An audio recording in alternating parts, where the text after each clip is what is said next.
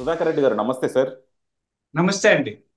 సుధాకర్ రెడ్డి గారు, బీజేపీ అంటే ఇప్పుడు మీరు ఆ పార్టీతో మీరు అసోసియేట్ అయి ఉన్నారు కాబట్టి మీరు పెద్దగా విమర్శించలేకపోవచ్చు, కానీ బీజేపీ మనుషుల్ని ఎంత వేరు చేద్దామని చూస్తుందంటే దీనికి ఒక పెద్ద తార్కాణం ఇప్పుడు జరుగుతున్న పరిణామాలు సార్.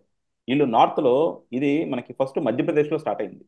సో మధ్యప్రదేశ్లో ఎక్కడైతే మనకి ఉజ్జయిని లేకపోతే ఇటు మనకి అయోధ్య ఇవి ఉంటాయో అక్కడ గుళ్ళకి గుడులకి ఆ ఉన్న పరిసరాల్లో తోపుడు బండ్లు లేకపోతే చిన్న చిన్న వ్యాపారస్తులు చేసుకునే వాళ్ళకి అక్కడ లోకల్ మున్సిపాలిటీలో ఒక రూల్ పాస్ చేసింది సార్. దాని మీద మీ పేరేంటి మీరేంటి అన్నది రాయాలి అని. అది ఒక తోపుడు బండి మీద లేకపోతే ఒక బిజినెస్ చేసుకునే దాని మీద వాళ్ళ మతం ఏంటి వాళ్ళ కులం ఏంటి వచ్చేటట్టు వాళ్ళు ఇన్ఫర్మేషన్ ఎక్స్ట్రాక్ట్ చేయాలని చూస్తున్నారు సార్. అదే ఎందుకు ఇది అని అడిగితే గుడులకి వెళ్ళే వాళ్ళు ఎవరి దగ్గర ఏం కొనుక్కుంటున్నారో వాళ్ళకి తెలియాలి. అంటే దీన్ని బట్టి అర్థమైంది ఏంటంటే సార్, వాళ్ళు ముస్లిం వ్యాపారస్తులు అనే వాళ్ళు ఎక్కడున్నా సరే ఒక సమాజంగా వాళ్ళని ఎలిమినేట్ చేసేద్దాము. ఒక ముస్లిం వ్యాపారస్తుడు అని పేరు పెట్టుకుంటే హిందువులు ఎవరు వాళ్ళ దగ్గర కొనకూడదు, కొనకుండా చెయ్యాలి అనే ప్లాన్ దీని వెనకాల ఉందేమో అనిపిస్తా ఉంది సార్. అంటే ఒక సమాజాన్ని ఎంతగా డివైడ్ చేయాలన్నది వాళ్ళు డివైడ్ చేశారు. ఇప్పుడు ఆ ముస్లిం సమాజాన్ని గ్రో అవ్వకుండా ఎలా చేయాలన్నది కూడా వీళ్ళు చూస్తున్నారేమో అనిపిస్తా ఉంది. ఇది ముందల ఉత్తరప్రదేశ్లో స్టార్ట్ అయింది, తర్వాత మధ్యప్రదేశ్, ఉత్తరాఖండ్ ఎక్కడైతే బీజేపీ పరిపాలిస్తుందో అక్కడంతా కూడా ఇది స్ప్రెడ్ అయింది. ఇది నిజంగా ఒక ప్రజాస్వామ్య దేశంలో కావచ్చు, లేదంటే ఒక సెక్యులర్ కంట్రీ అని మనం చెప్పుకునే దాంట్లో కావచ్చు, నిజంగా మన విలువలకి ఇది వ్యతిరేకం అనమాట. బీజేపీ వాళ్ళని ఇలాగే కనుక పెంచి పోషిస్తూ ఉంటే, బీజేపీ వాళ్ళు ఇలాగే కనుక కంటిన్యూ చేస్తూ ఉంటే సమాజంలో హిందువులు ముస్లింల మధ్య అగాధం ఏర్పడే పరిస్థితి ఉంది సార్.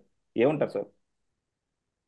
ఇది కొంతమంది అలా అపోహ పడుతున్నారని నా అభిప్రాయం అండి. ఎందుకంటే బండ్ల మీద లేదా వాహనాల మీద, హోటళ్ల మీద పేర్లు ఉండాలి, ఓనర్ ఎవరు రాయడం అన్నది ఒక అవసరం కూడా. ఇప్పుడు మనం ఉంటారు. ఇప్పుడు మనం ఒక కారు లేదా వాహనం ఉంటే వాటి మీద రాయం కదా, నంబర్ ఉంటుంది. ఆ నంబర్ కొడితే ఏది ఎవరు వాహన యజమాని వస్తాయి. చాలా సందర్భాల్లో హోటళ్లకు పేర్లు ఉంటాయి. ఆ పేర్ల కింద ప్రొపరేటర్ పేరు కూడా రాయాలి. రాయకపోతే ఎక్కడైనా ఏదైనా దౌర్జన్యాలు, అక్రమాలు, అన్యాయాలు జరిగితే గుర్తించడం కష్టం అన్న ఉద్దేశంతో వాళ్ళు ఆ నిబంధన పెట్టుండొచ్చు. ఎందుకంటే మీరు ఇందాక చెప్తూ గుళ్ళు గోపురాలు అన్నారు కదా. ఎక్కడైతే యాత్రా స్థలాలు, ఆధ్యాత్మిక కేంద్రాలు ఉంటాయో అక్కడ భక్తులతో పాటు సమాజంలో చితికిపోయిన వాళ్ళు, జోబు దొంగలు, అక్రమాలు చేసేవాళ్ళు, ఆ అసాంఘిక కార్యకలాపాలు చేసే వాళ్ళందరూ కూడా అక్కడికి వస్తారండి బతుకు తెరువు కోసం. మీరు ఎక్కడైనా అంటే నేను ఒక సామాజిక వేత్తగా చెప్తున్నాను.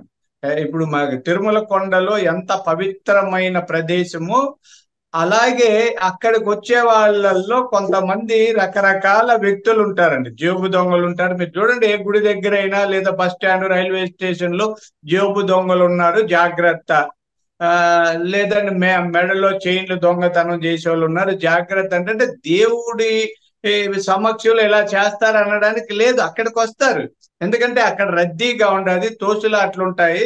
హస్తలాఘవంతో జోబు దొంగలు జోబులు కొట్టచ్చు, లేకపోతే ఏమార్చచ్చు, లేదా దర్శనాల పేరుతో దోచుకోవచ్చు, ఆ వస్తువుల్ని ఎక్కువ రేటుకి అమ్మచ్చు.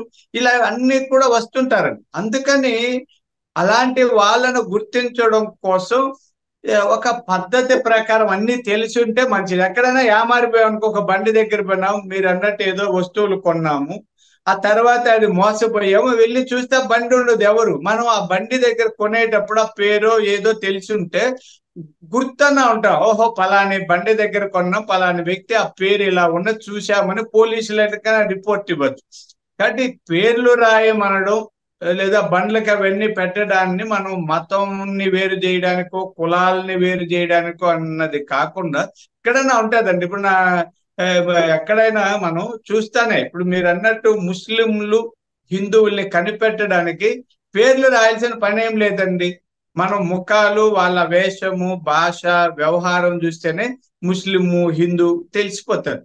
అంతెందుకని మా ఇతర కులాల్లో కూడా వాళ్ళ వాళ్ళ పద్ధతులను చూసి కొంతమంది చెప్తుంటాం. కొన్ని వ్యవహారాలు బట్టి, అంటే ఒక్కొక్క సామాజిక వర్గంలో కొన్ని ఆచారాలు, వ్యవహారాలు ఆ కనిపిస్తాయి.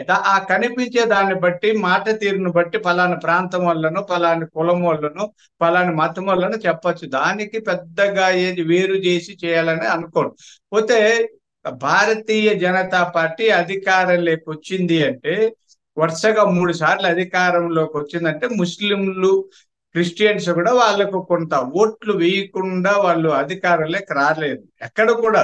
ఇప్పుడు ఇక్కడ మాకు కూడా చాలా మంది మా కూటమి పోటీ చేసినప్పుడు చాలా మంది అన్నారు ముస్లింస్ వేయరేమో బీజేపీని చూసి మీరు ఎక్కువ నష్టపోతారని చాలా మంది భయపెట్టారు. అయితే ముస్లింలు ఎక్కువగా ఉన్న, ఇప్పుడు ఉదాహరణకు పీలేరు అనుకుందాం, పీలేరులో చాలా ఎక్కువ ఉన్నారు ముస్లింలు. అయితే అక్కడ రాజంపేట పార్లమెంటరీ కాన్స్టిట్యుయెన్సీలో అన్ని నియోజకవర్గాల కంటే పీలేరు నియోజకవర్గంలో నల్లారి కిషోర్ కుమార్ రెడ్డి 25,000 పైగా మెజారిటీతో గెలిచారండి. అన్ని నియోజకవర్గాల కంటే ఎక్కువ మెజారిటీ వచ్చింది పీలేరులోనే. పీలేరులో ఎక్కువ మంది ముస్లింస్ ఉన్నారు. అయితే ముస్లింస్ మాకు ఓట్లు వేయకపోయింటే మేము గెలవం కదా.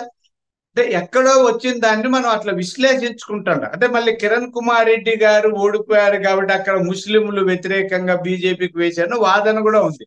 అలా కాదు, ఎన్నో ఫ్యాక్టర్స్ పనిచేస్తుంటాయి రాజకీయాల్లో, రకరకాల ఫ్యాక్టర్స్ పనిచేస్తుంటాయి. ఇప్పుడు మా తిరుపతిలో బీజేపీ ఎంపీ అభ్యర్థి ఓడిపోయారు. ఏ ఈ పార్లమెంటు సెగ్మెంట్ లో 7 చోట్ల టీడీపీ, అంటే 6 టీడీపీ, ఒక జనసేన అభ్యర్థి గెలి 7 మా కూటమి గెలిచిన ఎంపీ ఓడిపోయారు. ఇక్కడ ముస్లింల ప్రభావం పెద్దగా ఎక్కడ ఉండదండి, అక్కడక్కడ ఉంటారు. అంటే కానీ మనం ఆ ఉన్న వాళ్ళు వేయలే ఇవన్నీ మనం కొన్ని విశ్లేషించేటప్పుడు మాట్లాడేటప్పుడు మన దృష్టికోణంతో మనం ఆలోచించడం కాకుండా వాస్తవికంగా ఆలోచిస్తే ఇది మనం అనుకున్నంతగా ఏం లేదు. జాగ్రత్తల కోసం అక్కడ ప్రభుత్వం ఈ బండ్ల మీద లేకపోతే వాడి పేర్లు అడుగుంటారు అన్నది నా ఉద్దేశం అండి. యా, కాకపోతే మనం ఇది చూద్దాం సార్. ఇప్పుడు బండ్ల మీద నిజంగా మీకు ఇన్ఫర్మేషన్ కావాలంటే మనకైతే నేమ్ బోర్డులు, నేమ్ ప్లేట్లు ఎలా అయితే ఉన్నాయో, అదే నెంబర్ ప్లేట్లు ఎలా అయితే ఉన్నాయో కార్లకి బైకులకి, అలాగే వాళ్ళు ఒక కోడ్ ఇవ్వచ్చు దానికి. ఎందుకంటే మనకి అక్కడ చాలా మంది వ్యాపారస్తులు కూడా హోటల్స్ పెట్టుకున్నారు. ముస్లిమ్స్ కూడా హోటల్స్ పెట్టుకున్నా సరే వాళ్ళు ఫక్త్ హిందూ సంప్రదాయంలో చేస్తూ ఉంటారు. అది మనం షిరిడీలో చూస్తూ ఉంటాము. ఇలా చాలా పుణ్యక్షేత్రాల్లో మనం చూస్తాము. వేరే మతస్థులు హోటల్ పెట్టుకున్నా సరే అక్కడ మతానికి అక్కడ ఏదైతే దే భక్తులు వస్తున్నారో వాళ్ళకి కావాల్సినట్టు వాళ్ళ పరిధిలో చేస్తారు. మనం ఈవెన్ అయ్యప్ప స్వామి గుడుల్లో కూడా చూస్తాం. అయ్యప్ప స్వామి గుడుల దగ్గర కూడా కొంతమంది ముస్లింలు హోటల్ పెట్టుకున్నా సరే చక్కగా హిందూ ఆచారం పాటించి చేస్తూ ఉంటారు. అలా గత కొన్ని సంవత్సరాలుగా చేస్తూ ఉన్నారు. అలా కలిసిపోయి ఉన్న సమాజాన్ని ఎవరో కొంతమంది విద్వేషాలు అటు ఇటు చేస్తారని చెప్పి వాళ్ళ కోసం సమాజాన్ని మొత్తం డివైడ్ చేయాలనుకోవటం అది మాత్రం ఎందుకో తప్పు అనిపిస్తుంది సార్. ఇది కరెక్ట్ కాదు. ఎందుకంటే బీజేపీ వాళ్ళు, మీరు అన్నారు ఇందాక, మనకి ఉన్నాయి తిరుపతిలో బీజేపీ వాళ్ళే కదా తిరుపతిలో ఓడిపోయింది. అలాగే మనకి అరకులో ఓడిపోయింది బీజేపీ వాళ్ళే కదా. అలాగే మనకి ఇందాక మీరు చెప్పారు కిరణ్ కుమార్ రెడ్డి గారు ఓడిపోయింది బీజేపీ వాళ్ళే కదా. బీజేపీ కనుక లేకపోయి ఉంటే ఈ 3 సీట్లు కూడా తెలుగుదేశం గెలుచుకోవాల్సిందే కదా. సో డెఫినెట్గా బీజేపీకి మాత్రం మైనారిటీల్లో కావచ్చు, క్రిస్టియన్స్లో కావచ్చు కొంత వ్యతిరేకత ఉంది. ఆ వ్యతిరేకతను ఎంతైతే అంత పెంచుకొని హిందూ ఓట్లన్నీ కన్సాలిడేట్ చేసుకుందామని ఓట్ల రాజకీయం బీజేపీ చేస్తుంది. దీన్ని మాత్రం తప్పు పట్టాలి సార్. ఇది మీరు అన్నట్టు ట్రాన్స్పరెన్సీ ఉండాలి. ఆ ట్రాన్స్పరెన్సీ ఎక్కడ దాకా ఉండాలో అక్కడ దాకా ఉండాలి. కానీ అవతల మనిషి పేరేంటి, కులం ఏంటి, గోత్రం ఏంటి అవన్నీ కూడా ప్రజలందరూ తెలుసుకోవాల్సిన అవసరం లేదు. సో ఆ పరిధి దాటి బీజేపీ వెళ్తుంది. అది మాత్రం సమాజానికి శ్రేయస్కరం కాదు. చూద్దాం సార్ దీని మీద రియాక్షన్స్ ఎలా ఉంటాయో. రేపొద్దున అక్కడ వచ్చే లోకల్ అసెంబ్లీ ఎలక్షన్స్ లో కూడా దీని పరిణామాలు ఏమైనా కనబడుతాయేమో చూద్దాం. థ్యాంక్ యూ అండి. Thank you very much sir.